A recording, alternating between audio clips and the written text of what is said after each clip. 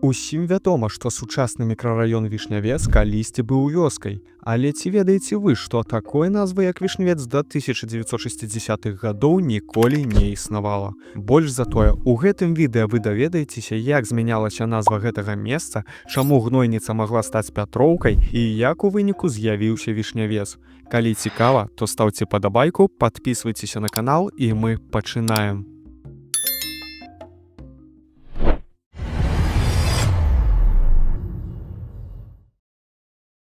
Гістарычная назва сучаснага мікрараёна Гнойніца. Упершыню гэтае найменне згадваецца ў пісьмовых крыніцах у 1505 годзе, як маёнтак гарадзенскага ключніка Апанаса Дудкі. Але ў 1871 годзе уладальнік часткі зямель Гнойніцы, губернскі архітэктар Васіль Сцяпановіч Джанеў, прапанаваў змяніць назву на Пятроўку, і паводле дакументаў у архівах ён атрымаў дазвол на перайменаванне гэтай тэрыторыі. Каб зразумець, чаму была выбрана менавіта такая назва, варта разабрацца з этымалогіяй.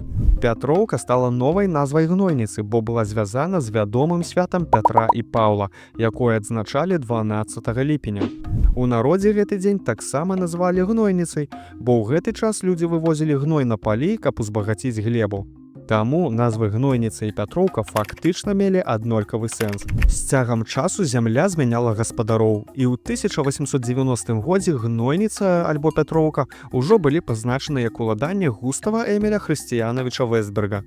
Пэўны час часткай Гнойніцы валодала і вядомая пісьменніца Эліза Ажэшка.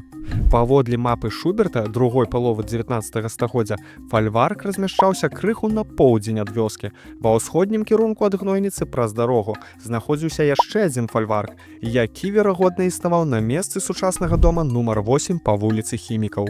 Калі сёння прайсці па тэрыторыі былой Гнойніцы, можна ўбачыць некалькі цікавых аб'ектаў. На ўездзе ў былую вёску, а цяпер мікрараён Вішнявец, знаходзіцца помнік абярэг, які ўсталявалі мясцовыя жыхары ў 1930 годзе. На камяні выбіта малітва да Бога з просьбай абараніць жыхароў ад вайны, пажараў і голаду. З іншага боку вёскі ў 1931 годзе быў усталяваны яшчэ адзін падобны помнік абярэг. У 1964 годзе савецкія ўлады палічылі назву Гнойніца непадыходзячай, альбо, як тады казалі, неблагозвучнай, і замянілі яе на Вішнявец. Гэта была частка маштабнай кампаніі па перайменаванні населеных пунктаў.